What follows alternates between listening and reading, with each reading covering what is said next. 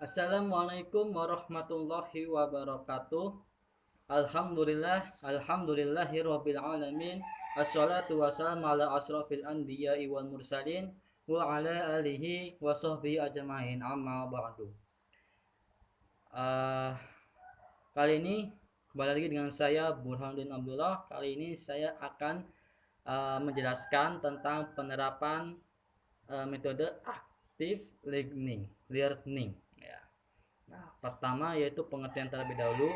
Yang pertama, berdasarkan buku Active Listening menurut Melvin L. Silberman tahun 2009, ya, yang namanya belajar itu, yang aktif itu ialah yang setidaknya harus dapat melibatkan dua dan memperhatikan 5 faktor utama, yaitu pengolehan kerja otak, gaya belajar, sosial proses belajar, kekhawatiran tentang belajar aktif, dan perlengkapan belajar aktif atau sarana prasarana.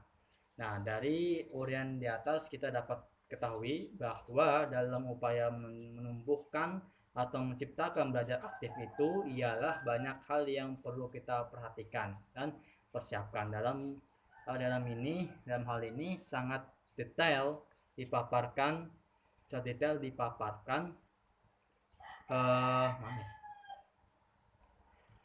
Sangat detail dipaparkan mengenai langkah-langkah upaya untuk menciptakan suasana yang benar-benar tercipta belajar aktif, mulai dari letak menyusun kelas, agar mendapatkan partisipasi dari siswa, objek, dan cara agar mendapatkan mitra belajar. Cara bagaimana agar dapat mengetahui harapan siswa, cara mengaktifkan siswa, strategi membuat kelompok, cara mengeksi ketua, dan memfasilitasi ketika diskusi.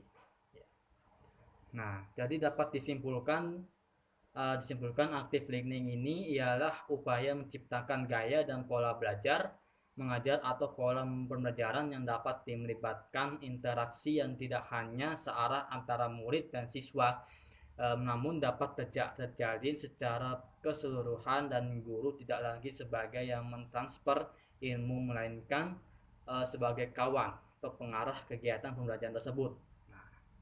Nah, di sini ada komponen-komponen atau syarat active learning. Yang pertama yaitu individu siswa sebagai objek pembelajaran. Nah, dalam hal ini individu seorang murid itu merupakan hal yang paling dasar, sehingga harus benar-benar memiliki motivasi belajar yang kuat untuk ingin dan semangat belajar, karena apapun dan sebesar bagaimanapun perhatian atau pengaruh dari luar, jika tidak didasari dengan semangat dari dalam dirinya siswa itu sendiri, nah, maka pembelajaran tidak akan aktif dan jauh kemungkinan tujuan pembelajaran dapat tercapai. Ya. Yang kedua yaitu guru sebagai dalang atau sutradara. Ya, guru sebagai dalang atau dapat dikatakan sutradara. Nah, di sini dalam pembelajaran aktif harus dapat mengajikan pelaksanaan proses pembelajaran sebagus dan semenarik mungkin, sehingga seorang guru harus benar-benar profesional di bidangnya itu, baik secara kualifikasi maupun secara profesi, di mana timbalannya harus paham mengenai psikologi anak, psikologi pendidikan, administrasi pendidikan, dan segala hal yang berkaitan dengan profesional seorang guru. Diantaranya harus mengetahui metode, strategi, pembekatan, teknik, dan taktik, dan yang lain sebagainya. Yang C yaitu proses belajar, proses suasana atau belajar. Proses atau suasana belajar ini berkaitan dengan kemampuan guru menguasai suasana dan memahami keadaan kelas ataupun kondisi murid itu sendiri, agar dapat memilah dan memilih metode, media, taktik, dan gaya belajar yang memang cocok dengan suasana atau kondisi tersebut. Ya. Nah, yang D, yang keempat, sarana dan prasarana belajar. Dalam menciptakan kegiatan belajar yang aktif di sini diutamakan sarana penunjang untuk kelancaran dan keaktifan gelar tercapai. Maka segi sesuatu yang memang dibutuhkan haruslah tersedia, baik itu yang sifatnya indoor ataupun outdoor ya. Namun jika masalahnya hal tersebut sebagai media dibutuhkan tidak ada, maka disinilah dibutuhkan akan kreatifan seorang guru atau dapat mengemas pembelajaran supaya tetap berjalan dengan kondusif dan aktif ya. Yang ketiga ya yang ketiga waktu pelaksanaan active learning. Nah, kalau ditanya kapan pembelajaran aktif tersebut harus diciptakan, bagi jawabannya ialah ketika terjadi suasana belajar atau ketika pembelajaran tidak aktif atau statis, atau juga bisa disebut ketika kegiatan pembelajaran yang pasif. Nah, di sini ada pertama A, sejak dimulai belajar. Seorang guru diusahakan dapat merangsang siswa agar dapat aktif sejak awal. Nah, mengapa demikian? Nah, di sini karena jika sudah aktif sejak awal akan lebih mempermudah penyampaian materi selanjutnya, akan terarah dengan baik dan memberi warna semangat dalam mengikuti pembelajaran tersebut. Nah, di sini menurut Melvin L. Silberman menjelaskan secara detail langkah-langkah dalam menciptakan suasana belajar siswa agar tidak sejak awal, di mana secara garis besar terjadi dari tiga, yaitu strategi pembentukan tim, strategi penilaian sederhana, dan strategi pelibatan belajar langsung.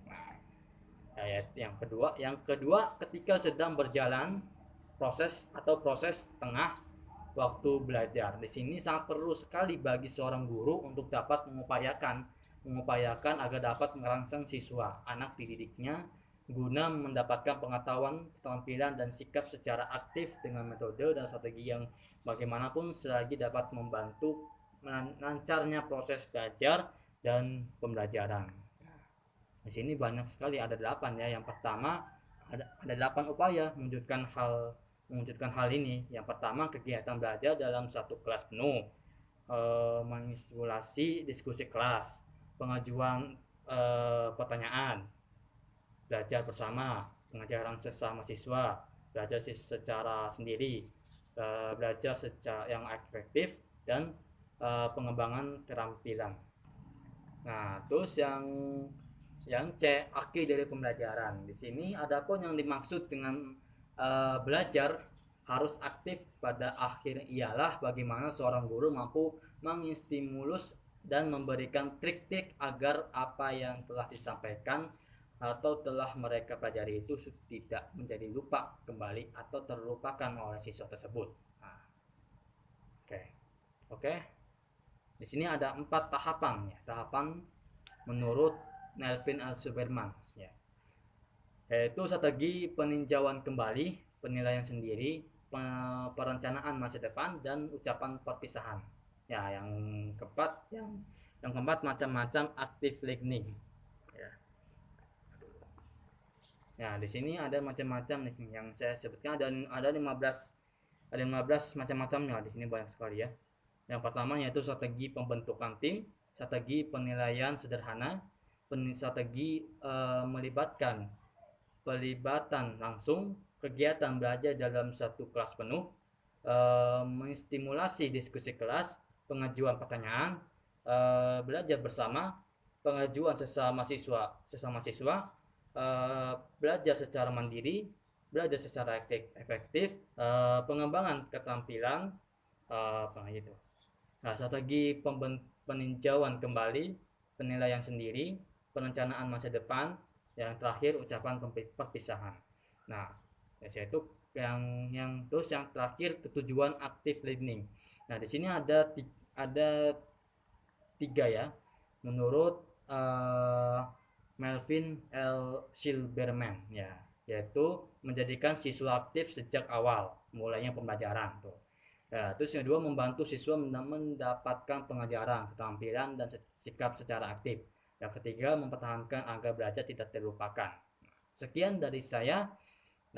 Lanjut ke nanti lanjut ke video selanjutnya, yaitu praktek belajar mengajar dengan menggunakan metode menggunakan penerapan aktif teknik. Sekian dari saya. Wassalamualaikum warahmatullahi wabarakatuh.